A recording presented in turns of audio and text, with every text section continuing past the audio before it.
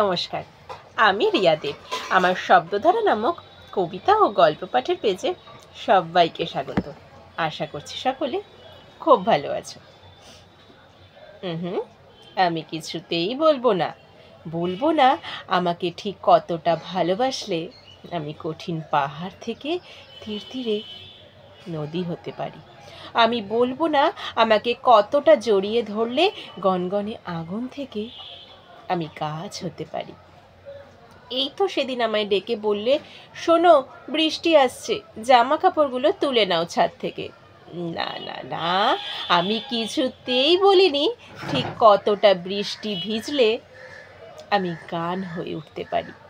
দুপুর ভেঙে ভেঙে পড়ার সময় তুমি আমার হাত ধরলে আর বললে এরপর বিকেল, তারপর গোধূলি।